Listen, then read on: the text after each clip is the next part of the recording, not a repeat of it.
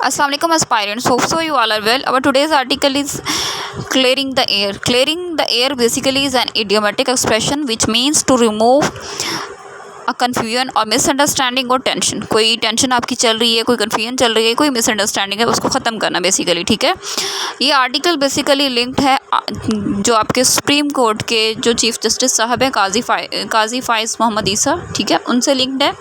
उनकी एक्सटेंशन के बारे में कुछ रूमर्स चल रहे थे, ठीक है, इन द पास्ट मंथ्स.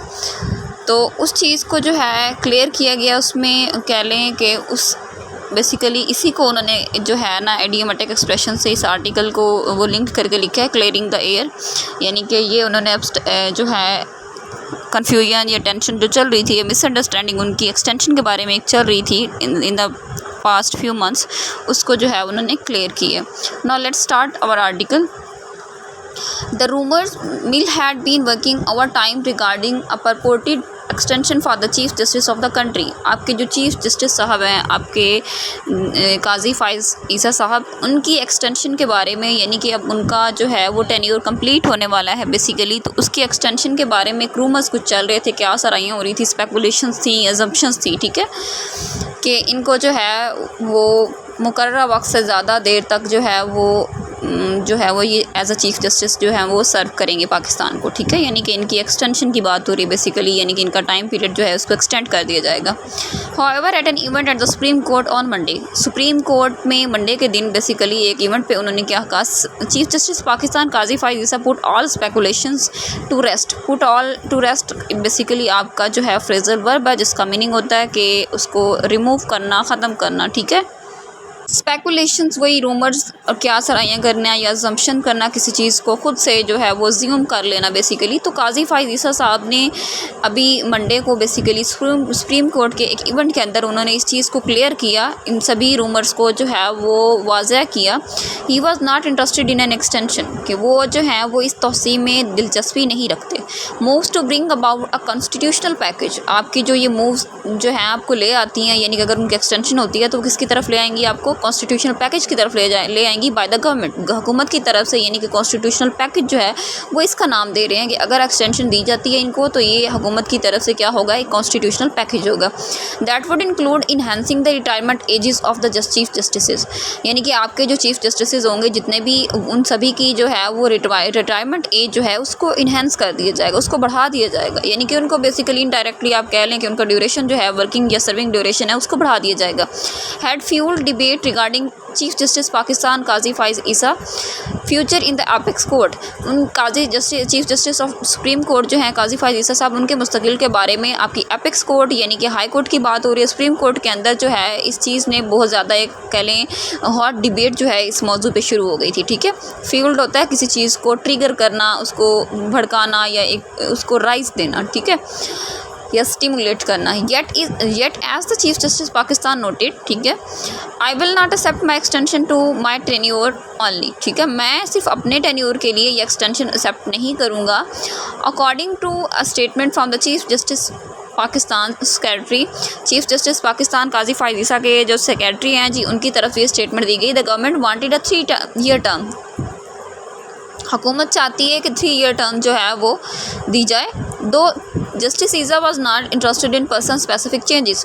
तो अब ये उनका सेक्रेटरी कहते हैं कि हुकूमत चाह रही है कि 3-year टर्म जो है वो बनाई जाए, लेकिन जो चीफ जस्टिस काजी फाइज ईसा साहब हैं वो पर्सनली इस पर्सन स्पेसिफिक, यानी कि ये सिर्फ उनके साथ जो चेंजिंग की जा रही है, इनको कॉन्स्टिट्यूशनल पैकेज दिया जा रहा है, इसमें वो इंटरेस्टेड नहीं है. ठीक है, यानी कि वो विलिंग नहीं है इस चीज़ को अवेल करने में, इसको यूटिलाइज़ करने में. It is welcome that the top जज हैज़ क्लियर्ड द एयर.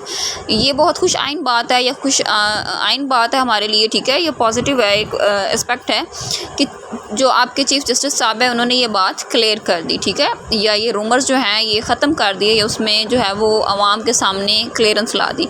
दो the clarification may have come a bit late in the day, अगरचा जो उनकी तरफ से वजाहत पेश की गई है थोड़ी देर से की गई है, लेकिन ये खुशाइन बात है कि उन्होंने इस चीज़ को जो है वो क्लियर किया, ये इसमें जितने भी डाउट्स थे उनको दूर किया. ठीक है, speculation regarding the extension had been doing the rounds for several months. आपकी ये जो क्या सराइयाँ, ये एजम्पशंस चल रही थी उनके एक्सटेंशन के बारे में, काफ़ी महीनों से चल रही थी, ठीक है, घूम रही थी या गर्दिश कर रही थी।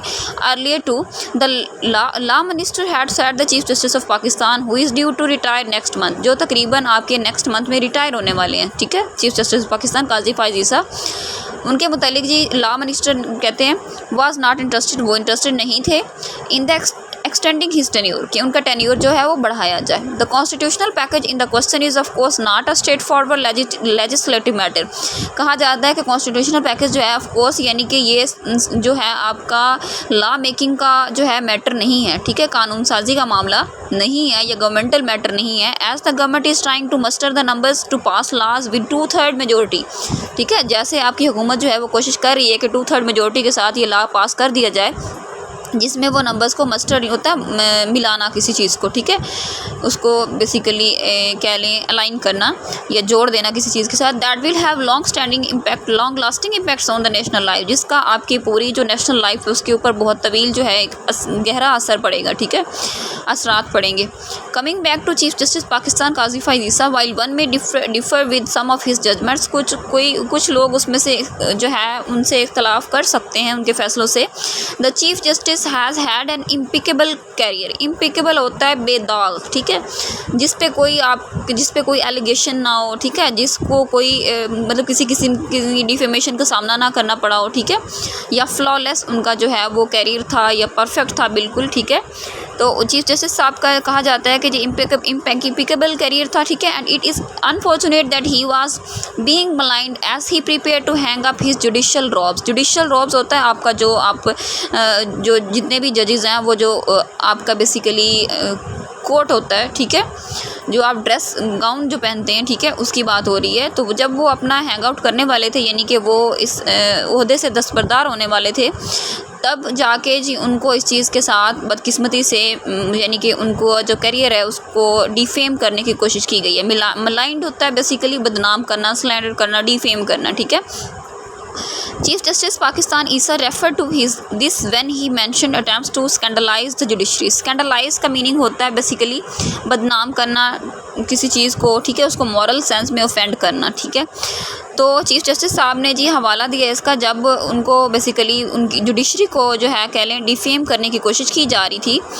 And also highlighted the reforms he had undertaken during his tenure, और उन्होंने जो भी अपने जो है टेन्योर के अंदर अपने जो वर्किंग उनका टेन्योर था, टाइम था, उसके अंदर जितनी भी रिफॉर्म्स उन्होंने इस्लाहात की उन सब को उन्होंने हाईलाइट किया, ठीक है। With the confusion clear now, अब जो है कन्फ्यूजन क्लियर हो चुकी है, जो भी परेशानी थी, जो भी टेंशन मिसअंडरस्टैंडिंग थी, ठीक है, वो सब क्लियर हो चुकी है। Hopefully there should be no more rumour mongering as chief justice Pakistan Isa leaves the supreme court. तो यही उम्मीद की जाती है कि अब जब वो सुप्रीम कोर्ट से जाएंगे, ठीक है, जब रिटायर हो जाएंगे, तो उसके बाद कोई जो है वो इस तरह की रूमर्स जो हैं वो पिच नहीं करेंगे, ठीक है। मॉन्गरिंग होता है बेसिकली सौदागरी करना, यानी कि फिर से नहीं फैलेंगे, ठीक है। एंड द सीनियर प्यूनाइज जज, और जो आपके पियोनाइज का मीनिंग होता है जूनियर, इन्फीरियर, यानी कि जो आपसे रैंक में छोटा है, आप तो उनसे जो रैंक में छोटे हैं जी वो कौन है? चीफ जस्टिस मंसूर अली शाह, ठीक है। मंसूर अली शाह जो है बेसिकली टेक्स द गैवल, गैवल होता है यानी कि वो चार्ज संभालेंगे, बेसिकली यहाँ पे गैवल का मीनिंग है हैमर, ठीक है, हथौड़ा, वही उनकी जो है वैसे सिम्बोलिकली उसको रिलेट किया गया कि वो जी चार्ज संभालेंगे इनके बाद justice Mansoor Ali Shah. The top judge's decision should also serve as a precedent for other senior tenured post in the country. आप प्रेसिडेंट का मीनिंग होता है मिसाल या नमूना या एग्जाम्पल या मॉडल। तो बेसिकली जो आपके टॉप जजेस हैं उनका जो फैसला है वो किस तरह से आप देखें। अब जैसे इनका कैरियर कहा जाता है कि इम्पिकेबल है, ठीक है, इसमें कोई फ्लॉलेस नहीं था, कोई जो है इनके इम्परफेक्ट नहीं था इनका कैरियर, मतलब कोई एलिगेशंस नहीं है इन पे, ठीक है। तो इस तरह के मतलब जो जजेस का टेन्योर होता है और उनकी जितनी भी उनकी प्रेसिडेंट होता है, एग्जांपल्स जो उन्होंने सेट की होती हैं ऐसे मैटर्स पे जिन पे पहले आप मतलब किसी ने कोई इस तरह का केस जो है वो डील ना किया हो, तो वो जब उसका सोल्यूशन आपको दे देते हैं तो वो एक प्रेसिडेंट सेट हो जाती है कि हाँ जी इस आइंदा अगर फ्यूचर में इस तरह का कोई जो इशू अगर हमें फेस करना पड़ा तो उसका हम इस तरह से डील करेंगे, ठीक है, इसी केस को सामने रखते हुए, यानी कि जिस तरह माजी में इसको देखा गया उसको डील किया गया। The culture of the extension is a controversial one in Pakistan. अब एक्सटेंशन का कल्चर जो है तोसी का हमेशा से ये पाकिस्तान में कंट्रोवर्शियल ही रहा है, ठीक है, तजाद ही इस पर रहा है। एंड दो senior officials can possibly continue to advise national institution post retirement. हालांकि जो सीनियर ऑफिशियल्स होते हैं वो अपनी पोस्ट रिटायरमेंट यानी रिटायरमेंट के बाद का जो इरा होता है उनका, वो नेशनल इंस्टीट्यूशंस को उस पर एडवाइस दे सकते हैं, ठीक है, उस पर कोई मशवरा दे सकते हैं, ठीक है। तो देन आपके पास आता है they should leave with grace at the end of their tenure. तो उन्हें चाहिए अपने टेन्योर के एंड पे, जो उनका वर्किंग टेन्योर होता है या जो टाइम पीरियड होता है उसके एंड पे उन्हें बावकार तरीके से या बाइज्जत तरीके से जो रुखसत हो जाना चाहिए, ठीक है।